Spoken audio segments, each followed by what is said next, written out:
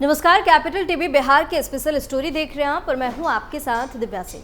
JDU के वरिष्ठ नेता केसी त्यागी ने पार्टी के राष्ट्रीय प्रवक्ता के पद से इस्तीफा दे दिया, जिसके बाद सियासी हलचल तेज हो गई है। कई तरह की बातें होने लगी। इस्तीफा देने के बाद खुद केसी त्यागी ने भी इसका कारण बताया, फिर जेडीयू की तरफ से भी बयान सामने आया। लेकिन इन सब के बीच पार्टी सूत्रों ने जो दावा किया है उसको है इस्तीफे का असली कारण माना जा रहा है।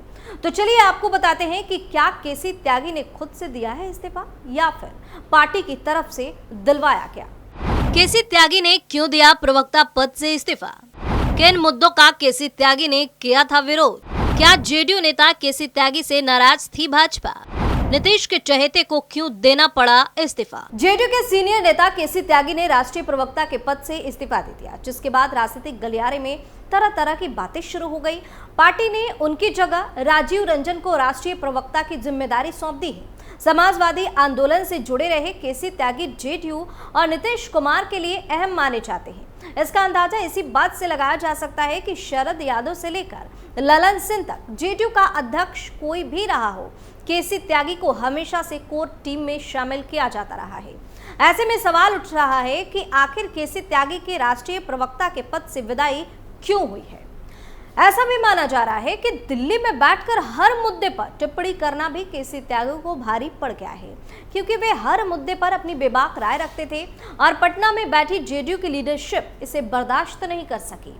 उनके बयानों से ऐसा लग रहा था कि जेडीयू और एनडीए की राय अलग अलग है। सूत्रों ने बताया कि बीजेपी ने एनडीए में मतभेदों की खबरों को दबाने के लिए अपने सहयोगी दलों से समन्वय बनाए रखने को कहा था। इसी को लेकर पार्टी के पूर्व राष्ट्रीय अध्यक्ष और केंद्रीय मंत्री ललन सिंह और संजय झा ने उनसे मुलाकात की थी और उनसे राष्ट्रीय प्रवक्ता का पद छोड़ने के लिए कहा था। हालांकि पार्टी की ओर से जो प्रेस रिलीज जारी की गई उसमें कहा गया कि उन्होंने निजी वजह से जेडीयू के राष्ट्रीय प्रवक्ता के पद से इस्तीफा दिया।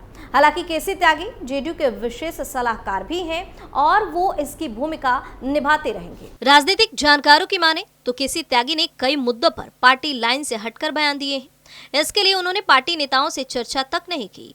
विदेश नीति, संघ लोक सेवा आयोग यानी कि यूपीएससी में लिटरल एंट्री, SC/ST आरक्षण पर सुप्रीम कोर्ट का फैसला समेत कई मुद्दों पर उन्होंने अपने निजी विचार पार्टी के विचारों की तरफ बताकर पेश किए, जिनसे पार्टी की छवि को नुकसान पहुंचा।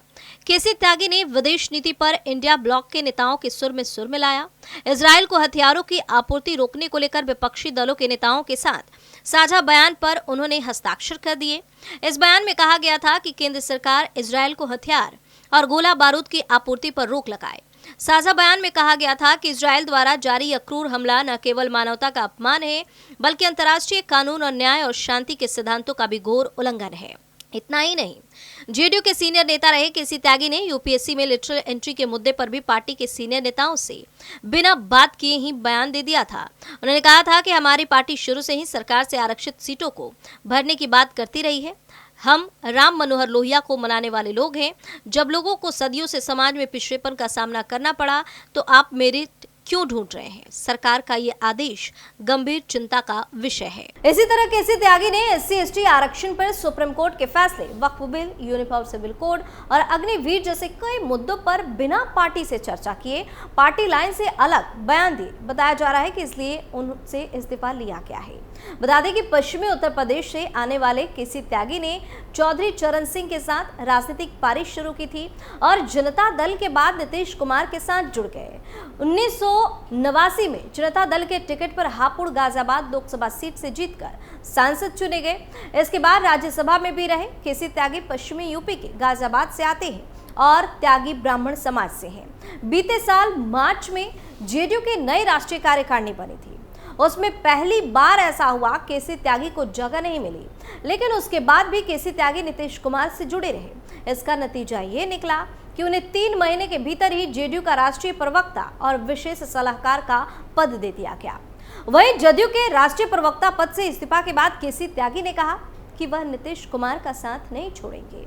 नीतीश समाजवादी हैं, त्यागी ने स्पष्ट तौर पर कहा कि वह जदयू में सलाहकार के तौर पर बने रहेंगे। नीतीश कुमार को जब भी जरूरत होगी वह मुझे बुला सकते हैं। उनसे मेरा संबंध काफी पहले का है, उनके प्रति सम्मान रहा है और रहेगा। केसी त्यागी से जब उनके इस्तीफे के बारे में पूछा गया तो उन्होंने कहा कि उनकी उम्र 75 वर्ष की हो गई है। लगातार टीवी चैनलों और प्रेस के बीच रहने में उम्र बाधक बन रही है। इस वजह से उन्होंने राष्ट्रीय प्रवक्ता का पद छोड़ दिया। जब आरसीपी सिंह जदयू के राष्ट्रीय अध्यक्ष बने थे तो उसी समय मैंने जदयू के राष्ट्रीय प्रवक्ता पद से इस्तीफा दे दिया था, पर नीतीश कुमार ने राष्ट्रीय कार्यकारिणी की बैठक में मुझे फिर से पार्टी का राष्ट्रीय प्रवक्ता और साथ में सलाहकार भी बनाए जाने की घोषणा कर दी। त्यागी ने आगे कहा कि मैंने नीतीश कुमार की बात मान ली। हाल ही में पुनः मुझे यह जिम्मेदारी दे दी गई, पर अब उम्र की वजह से यह काम करना संभव नहीं है। वैसे भी राष्ट्रीय स्तर से अधिक जदयू का महत्व क्षेत्रीय स्तर पर अधिक है। केसी त्यागी ने कहा कि 1984 में चौधरी चरण सिंह ने मुझे दलित मजदूर किसान पार्टी में सचिव के साथ साथ प्रेस से बात करने की जिम्मेदारी सौंपी थी। मैंने चौधरी देवी लाल रविरे, रामविलास पासवान और शरद यादव के साथ काम किया है। त्यागी ने आगे कहा कि जदयू के 4 संस्थापकों में जॉर्ज फर्नांडिस, शरद यादव और नीतीश कुमार के साथ मेरा नाम रहा है। जब मैं मुलायम सिंह यादव के साथ गया तो उन्होंने मुझे सपा का प्रधान महासचिव बनाया। बीपी सिंह के साथ भी काम किया है मैंने। वहीं जेडीयू की ओर से जारी एक आधिकारिक बयान में कहा गया कि त्यागी ने निजी कारणों से इस्तीफा दिया है। हालांकि पार्टी से जुड़े सूत्र कुछ और ही दावा कर रहे हैं। दरअसल पार्टी के सूत्रों का कहना है कि केंद्र सरकार की नीतियों के खिलाफ लगातार की जाने वाली केसी त्यागी की टिप्पणियां जेडीयू और उसके सहयोगी दल भारतीय जनता पार्टी यानी कि बीजेपी के संबंधों में असहजता का कारण बन रही थी। केसी त्यागी दिल्ली में रहते हैं और अपने अनुभव और अभिव्यक्ति के कारण राष्ट्रीय मीडिया में विशेष पहचान रखते हैं।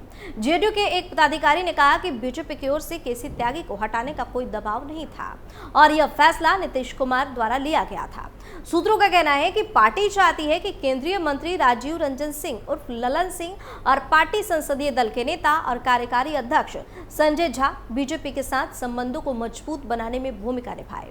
सूत्रों ने बताया कि बीजेपी राष्ट्रीय जनतांत्रिक गठबंधन यानी कि राजग में मतभेद को लेकर अक्सर होने वाली चर्चाओं को विराम देने के लिए सहयोगी दलों के बीच बेहतर समन्वय बनाए रखने के लिए घटक दलों के नेताओं से संपर्क कर रही है। बयान के मुताबिक जेडीयू के राष्ट्रीय अध्यक्ष नीतीश कुमार ने राजीव रंजन प्रसाद को पार्टी का नया राष्ट्रीय प्रवक्ता नियुक्त किया है। राजीव रंजन वर्तमान में पार्टी के राष्ट्रीय सचिव की भूमिका में थे। जेडीयू के अनुभवी नेता केसी त्यागी को मई 2023 में राष्ट्रीय प्रवक्ता के साथ ही विशेष सलाहकार नियुक्त किया गया था। उनके इस नियुक्ति के संबंध में जारी बयान में कहा गया था कि केसी त्यागी के संगठनात्मक अनुभव का लाभ उठाने के लिए बिहार के मुख्यमंत्री और पार्टी के प्रमुख नीतीश कुमार ने उन्हें पार्टी का विशेष सलाहकार और मुख्य प्रवक्ता नियुक्त किया है।